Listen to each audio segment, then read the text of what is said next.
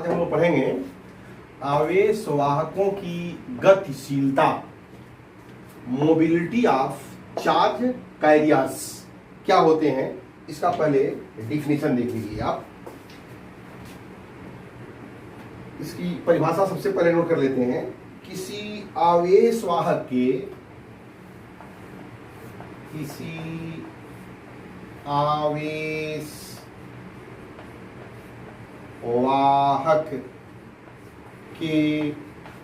अनुगमन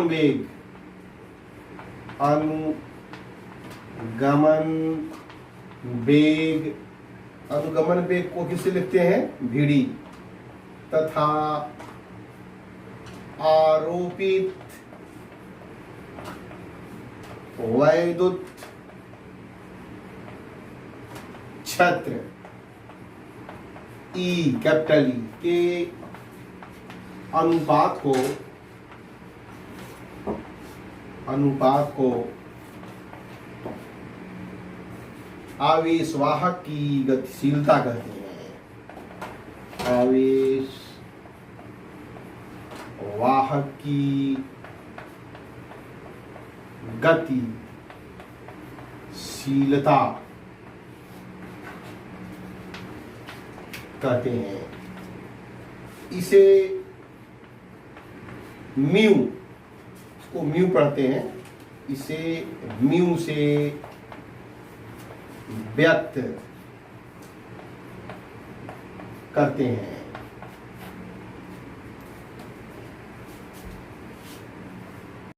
इसे म्यू से व्यक्त करते हैं।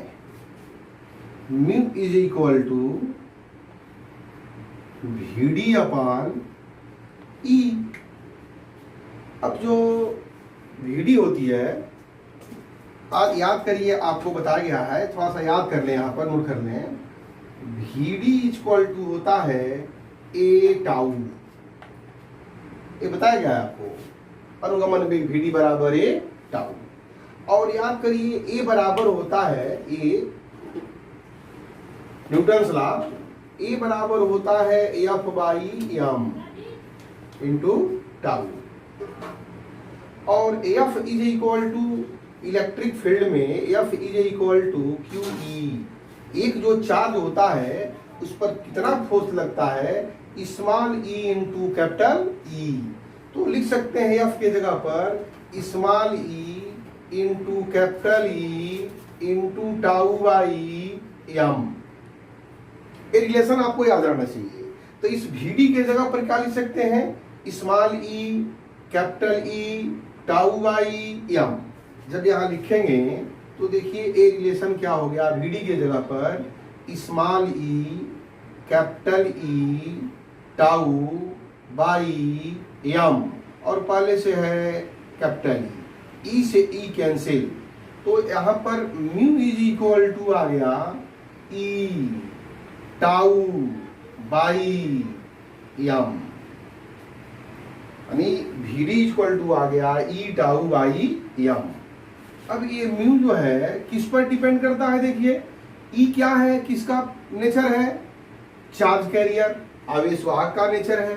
द्रव्यमान उसके आवेश वाहक का नेचर है, यानी ये आवेश वाहकों की गतिशीलता पूछता है किन किन पर निर्भर करती है। तो आवेश की गतिशीलता को देखिए, हम बता रहे हैं किस पर निर्भर करती है। आवेश वाहक की गतिशीलता, इसको नोट कर लेंगे। आवेश वाहकों की गतिशीलता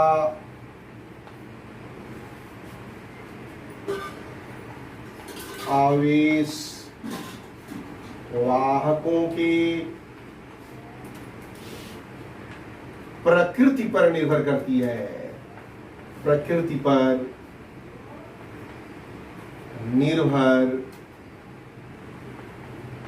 करती है। अब देखिए यहाँ पर ये आवेश वाहक की प्रकृति, यानी ये आवेश वाहक का ये चार्ज E है और उसका ये मास M है, इस पर निर्भर करती है। लिख सकते हैं mu is proportional to tau, tau का नाम है रिलैक्सेशन टाइम, श्रांति काल। इस टाउ को कहते हैं श्रांति काल। और टाउ इक्वल टू याद करिए बताया गया है आपको लैम्डा अपान VRMS, और यह भी बताया गया है आपको VRMS directly is proportional to absolute temperature, परम ताप टेम्परेचर पर निर्भर करती है। अगर टेम्परेचर को बढ़ा दें तो VRMS बढ़ जाएगा, अब VRMS बढ़ जाएगा तो टाउ का मान घट जाएगा, अब टाउ का मान घट जाएगा तो आवेश वाहक की गतिशीलता भी क्या होगी, घट जाती है। इसलिए आपको पूछा जाए कि आवेश वाहकों की गतिशीलता किन किन बातों पर निर्भर करती है, तो पहला है आवेश वाहकों की गतिशीलता आवेश वाहकों के प्रकृति पर निर्भर करती है, और दूसरा उसके टेम्परेचर ताप पर निर्भर करती है। अगर टेम्परेचर बढ़ा दे तो आवेश वाहकों की गतिशीलता घट जाएगी, टेम्परेचर को घटा दे तो आवेश वाहकों की गतिशीलता बढ़ जाएगी। तो यहाँ पर नोट कर ले रहे हैं हम, यहाँ पर लिख दीजिए श्रांति काल टाउ, श्रांति काल टाउ VRMS पर निर्भर करता है, परंतु VRMS is proportional to under root T, अतः ताप बढ़ाने पर VRMS बढ़ जाता है, जिससे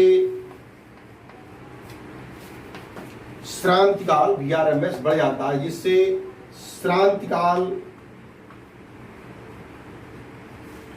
टाउ घट जाता है। इसलिए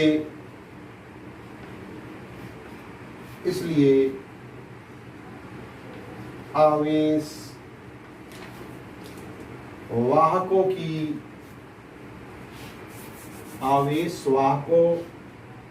की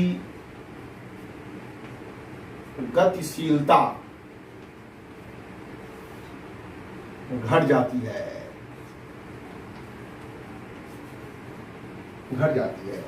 लास्ट में एक लाइन में लिख दीजिए अर्थात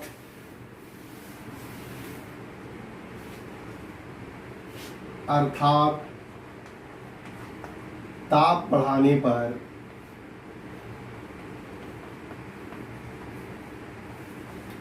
आवेश वाहकों की गतिशीलता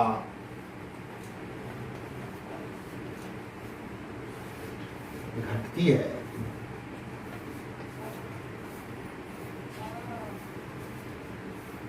ऐसे आप नोट कर लें, टेम्परेचर को बढ़ाएंगे तो क्या बढ़ेगा, VRMS बढ़ेगा तो टाउ घटेगा तो गतिशीलता भी घटेगी। और इसका न हो तो एक बार और यहाँ पर परिपूर्ण लिख सकते हैं आप इसका formula, mu is equal to E tau by M, और यहाँ tau equal to lambda upon VRMS, और VRMS directly is proportional to under root T बढ़ेगा तो VRMS बढ़ेगा तो टाउ घटेगा तो एम यानी म्यू घटेगा। तो ये आप सिंबल से भी याद कर सकते हैं, इसे बोलते हैं आवेश वाहकों की गतिशीलता। अब आवेश वाहकों की गतिशीलता का मात्रक देख लेते हैं, मात्रक क्या होता है। कभी कभी देता है कि गतिशीलता का आवेश वाहकों की गतिशीलता का ताप पर क्या प्रभाव पड़ता है, तो कहेंगे कि ताप को बढ़ाने पर आवेशवाहकों की गतिशीलता घटती है और ताप को कम करने पर आवेशवाहकों की गतिशीलता बढ़ती है। अब देखते हैं हम लोग म्यू का मात्रक। म्यू का मात्रक म्यू इज इक्वल टू होता है VD upon E. Mu is equal to VD upon E. अब यहां पर ध्यान दीजिए, ये वेग है, वेग का मात्रक मीटर प्रति सेकेंड और इसका E इक्वल टू होता है F/Q यानी न्यूटन प्रति कूलाम। तो कूलाम कहा जाएगा ऊपर, इसका मात्रक क्या आ गया मीटर। न्यूटन पहले लिखिए, पहले वैज्ञानिक का नाम लिखते हैं कूलाम। मीटर प्रति न्यूटन मीटर सॉरी मीटर नहीं सेकेंड। सेकेंड कूलाम, इसको नोट कर लीजिए, कूलाम मीटर प्रति न्यूटन सेकेंड। एक मात्रक इसका और भी लिख सकते हैं, देखिए कैसे। वेग का मात्रक मीटर प्रति सेकेंड और ई का मात्रक वोल्ट प्रति मीटर भी होता है, वोल्ट प्रति मीटर। तो मीटर जब ऊपर जाएगा तो हो जाएगा मीटर स्क्वायर प्रति वोल्ट सेकेंड। दोनों नोट कर लीजिए, दोनों मात्रक।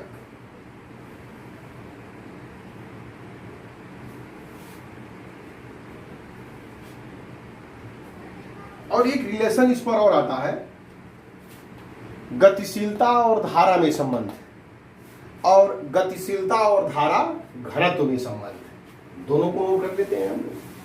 आवेशवाहक की गतिशीलता और धारा में संबंध पूछता है।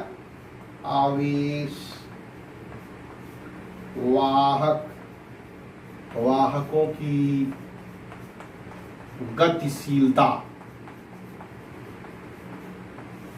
म्यू तथा वैद्युत धारा में संबंध। अभी बताया गया है म्यू इज इक्वल टू होता है VD by E. VD by E, VD मतलब अनुगमन वेग, I का मतलब वैद्युत क्षेत्र। और आप जानते हैं I बराबर हम लोगों ने सिद्ध किया है, I बराबर N E A V D इतना होता है। तो यहां से VD बराबर क्या हो जाएगा, VD बराबर I upon N E A। तो VD के जगह पर लिख दें I upon N E A। तो म्यू इक्वल टू VD के जगह पर I upon N E A into capital और E बराबर होता है, यहां पर लिख दे रहे हैं, E बराबर होता है V बाई L।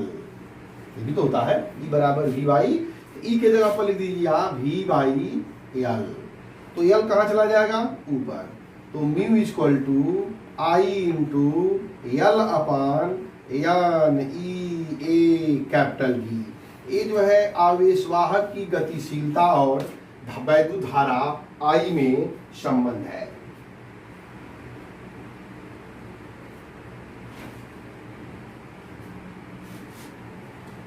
इसको आप नोट कर लीजिए। अब कहीं कहीं पर E भी लिख सकते हैं, V बाई L के जगह पर E भी लिख सकते हैं, कोई दिक्कत नहीं है। अब धारा घनत्व में देखिए, धारा घनत्व J बराबर क्या होता है I बाई A। तो I और A को क्या लिखते हैं J, I और A को क्या लिखते हैं J। तब यह हो जाएगा म्यू बराबर J L upon N E V ऐसे भी लिख सकते हैं, ऐसे। म्यू इक्वल टू या V बाई L को ऐसे भी चाहे तो लिख सकते हैं J अपान N small E capital E, ऐसे भी लिख सकते हैं। दोनों रिलेशन सही है। ये चाहे तो आप ऐसे भी लिख सकते हैं, ये इसके जगह पर ई भी लिख सकते हैं, ई भी लिख दें तो कोई दिक्कत, चाहे इस फॉर्म में लिखिए चाहे इस फॉर्म में लिखिए, कोई दिक्कत नहीं है। तो ये आवेशवाहक की गतिशीलता म्यू और धारा घनत्व जे में संबंध है, और आवेशवाहक की गतिशीलता म्यू और धारा आई में संबंध है। दोनों रिलेशन पूछा जाता है अक्सर एक नंबर में, इसको आप याद रखेंगे, फार्मूला याद रहेगा तो निकल जाएगा। इसको नोट कर लीजिए। चालकता, वैद्युत चालकता, electric conductivity, electrical conductivity, electrical conductivity. वैद्युत प्रतिरोध की परिभाषा इसकी, वैद्युत प्रतिरोध के व्युत्क्रम को वैद्युत चालकता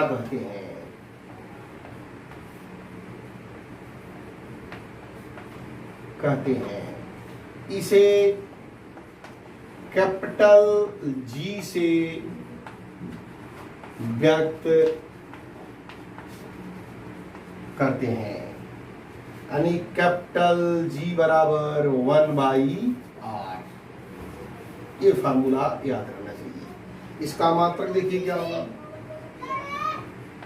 इसका मात्रक प्रति ओम या ओम इनवर्स ऐसे, और ओम की स्पेलिंग होती है यम ओ या चयम। इसको उलट देंगे, इनवर्स करेंगे तो यम एच ओ, महो या महो, यम एच ओ महो होता है।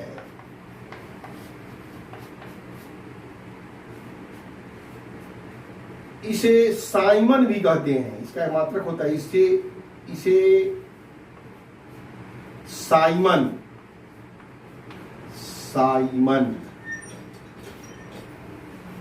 भी कहते हैं। इसके मात्रक को देखिए, या तो प्रति ओम लिखिए, या ओम इनवर्स लिखिए, या महो लिखिए, या चाहे तो इसे साइमन भी लिख सकते हैं, याद रहना चाहिए। नेक्स्ट देखिए, विशिष्ट प्रतिरोध या प्रतिरोधकता क्या होती है।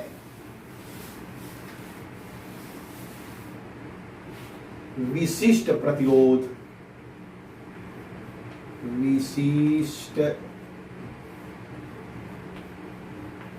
प्रतिरोध या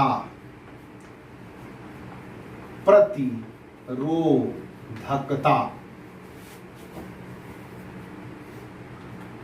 इसको बोलते हैं स्पेसिफिक रेजिस्टेंस और रेजिस्टिविटी।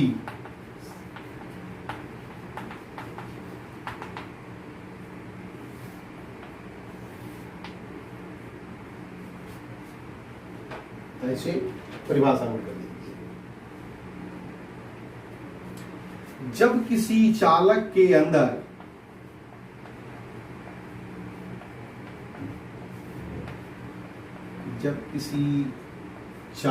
के अंदर वैद्युत धारा प्रवाहित की जाती है, धारा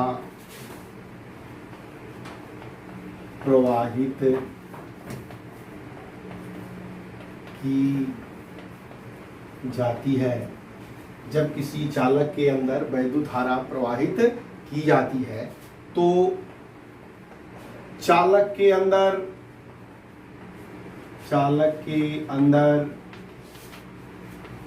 किसी बिंदु पर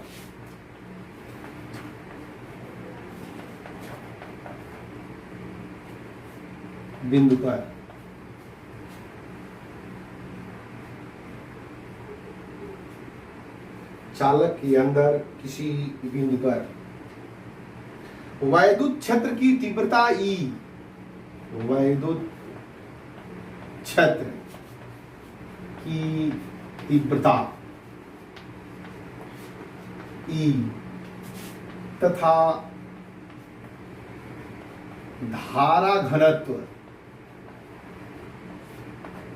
J के अनुपात को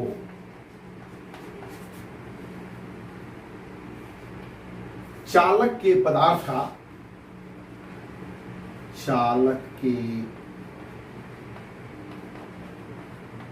पदार्थ का विशिष्ट प्रतिरोध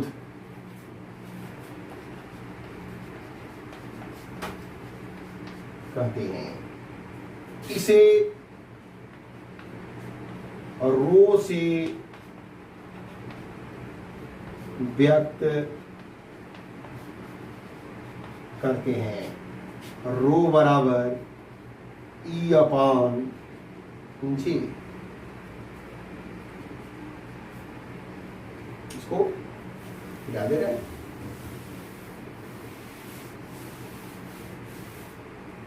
देखिए थोड़ा सा ऐसे, एक हमारे पास चालक है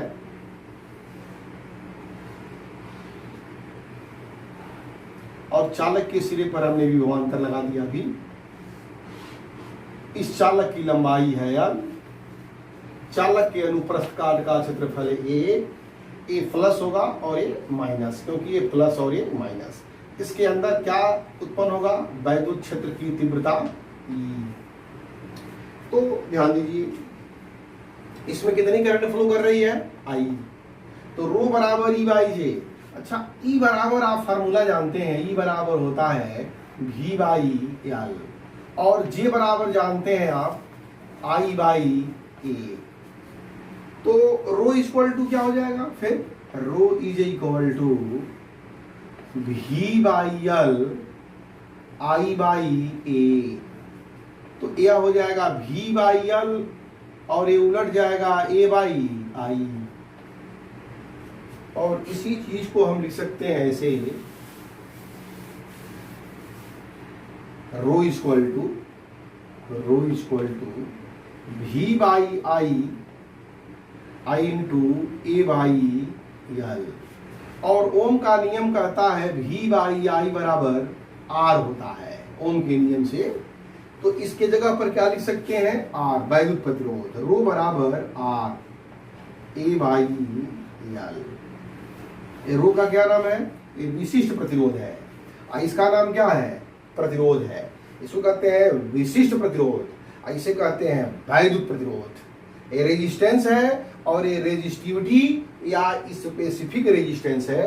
रो बराबर R A बाई L। या इसको ऐसे लिख सकते हैं R बराबर रो L बाई A।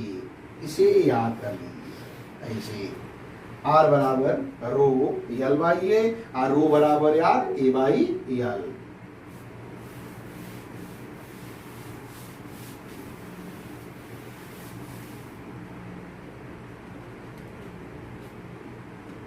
एक चीज याद रखिए आप, जब हम ओम के नियम को सॉल्व कर रहे थे तो उसमें आया था R is equal to m l upon n e square A, और यहां पर आया था टाउ। विशिष्ट प्रतिरोध प्रतिरोध R बराबर M l upon n e square ए टाउ। आपको याद आ रहा है कि नहीं याद आ रहा है, ये ध्यान देना है आपको। तो इस ये कहां से आया था? ओम के नियम के निगमन में आया था। ओम के नियम के निगमन से, ओम के नियम को निगमित किया गया था। तो हमारे ख्याल से ओम के नियम को पार्ट 4 में पार्ट 4 अगर देखें इलेक्ट्रिक कंडक्शन का पार्ट 4 तो उसमें जरूर आपको मिलेगा। R बराबर M l upon n e square ए टाउ।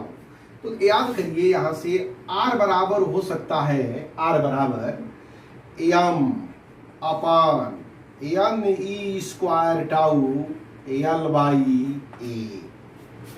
देखिए R बराबर रो एल बाई ए यानी ये रो किस पर डिपेंड करता है, इस पर डिपेंड करता है। ये देखिए ये चीज तो लिख सकते हैं R बराबर रो एल बाई ए, जहां रो बराबर क्या होता है M upon n e square, छूट गया है देखिए एन ई स्क्वायर टाउ। यानी ये विशिष्ट जो प्रतिरोध है, हम इलेक्ट्रॉन के मास को बदल नहीं सकते हैं, एकांक आयतन में मुक्त इलेक्ट्रॉनों की संख्या को भी बदल नहीं सकते हैं, इलेक्ट्रॉन के आवेश को भी बदल नहीं सकते हैं। अगर टेम्परेचर स्थिर हो तो इस श्रांति काल को भी बदल नहीं सकते हैं।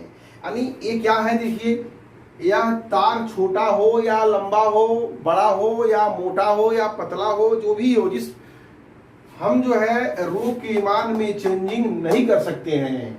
जबकि R जो है लंबाई बढ़ने पर घट जाती है, बढ़ाने पर बढ़ जाती है, घटाने पर घट जाती है। त्रिज्या पाई आर स्क्वायर त्रिज्या को बढ़ाने पर घट जाता है, त्रिज्या को घटाने पर बढ़ जाता है। यह किस पर डिपेंड करता है, मटेरियल पर। R किसका गुण है, चालक का गुण है। चालक का गुण का मतलब चालक कैसा है, लंबा है कि छोटा है, पतला है कि मोटा है, यह चालक का गुण है।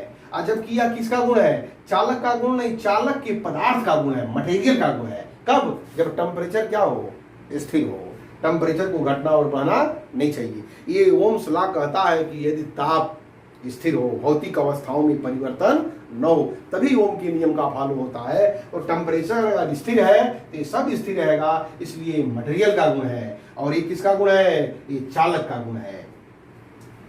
तो देखिए ऐसे R equal rho equal to R A by L, या R बराबर रो एल बाई ए, और रो की वैल्यू कितनी होती है, M upon n e square tau. अच्छा, अब थोड़ा सा और आगे बढ़ते हैं। अब इसका मात्रक देख लेते हैं। रो का मात्रक, rho equal to R A by L. आर प्रतिरोध का मात्रक ओम, एरिया का मात्रक स्क्वायर मीटर, और नीचे हो गया मीटर। मीटर से 1 मीटर कैंसिल, इसका मात्रक हो गया ओम मीटर। बीमी सूत्र भी निकाल लेते हैं।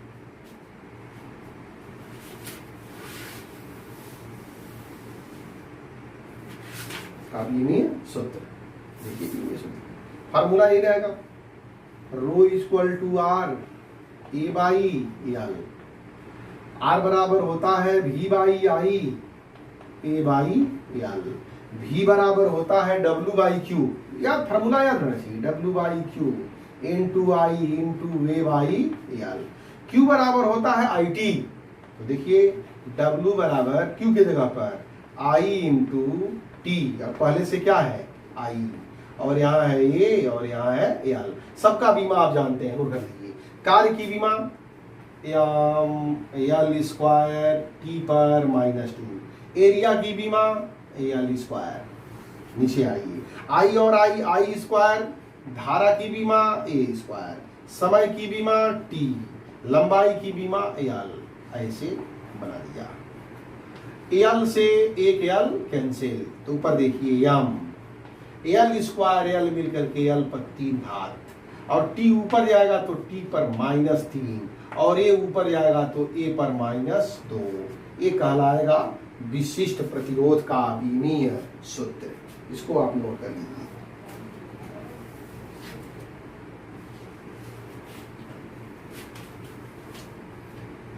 अब देखिए विशिष्ट चालकता क्या होता है।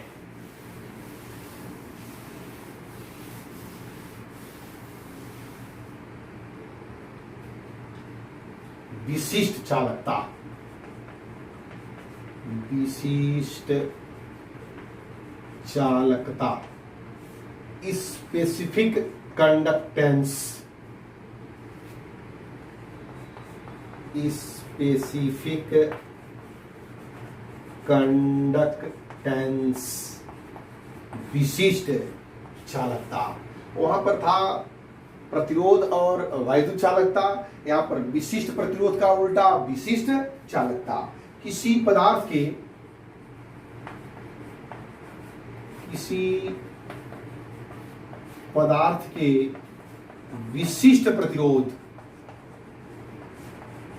विशिष्ट प्रतिरोध, रो, अभी बताए हैं, विशिष्ट प्रतिरोध रो के व्युत्क्रम को विशिष्ट चालकता कहते हैं। इसे सिग्मा से व्यक्त करते हैं, इसे सिग्मा से व्यक्त करते हैं। सिग्मा इक्वल टू 1/रो। देखिए फार्मूला रखते जाइए। 1/रो क्या होता है? E/J कहा जाएगा ऊपर, J अपन E, J बराबर I/A, VE बराबर V/L। फार्मूला बढ़ाते जाइए तो यह हो जाएगा I/A इंटू L अपन V, यह हो जाएगा L अपन A, और यह I/A बराबर 1/R इक्वल टू I/A, ओम के I/V, ओम के नियम से। तो R कहाँ जाएगा इसमें? देखिए I/V के जगह पर तो हो जाएगा L upon A into R, L upon A into R। इसका मात्रक नोट कर लीजिए। इसका मात्रक हो जाएगा रो का मात्रक, सिग्मा का मात्रक, लंबाई का मात्रक मीटर, क्षेत्रफल का मात्रक मीटर का वर्ग, प्रतिरोध का मात्रक ओम, मीटर से 1 मीटर कैंसिल्ड, यहां लिखते रहे। तो इसका मात्रक हो गया प्रति मीटर ओम, या इसी को कहते हैं महो प्रति मीटर, महो प्रति मीटर। इसका बीमी सूत्र भी देख लीजिए। बीमी सूत्र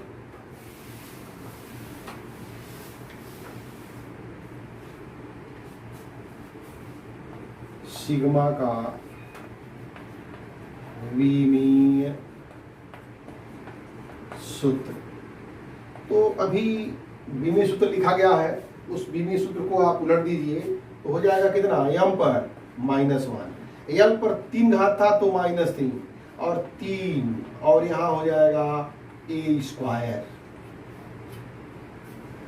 जो था उसको उलट दीजिए, घात का चिन्ह बदल दीजिए, यह हो गया विशिष्ट आपका जो है सिग्मा का बीमीय सूत्र, विशिष्ट चालकता बोलते हैं। विशिष्ट प्रतिरोध का व्युत्क्रम है तो बोलते हैं विशिष्ट चालकता। इसको आप नोट कर लीजिए।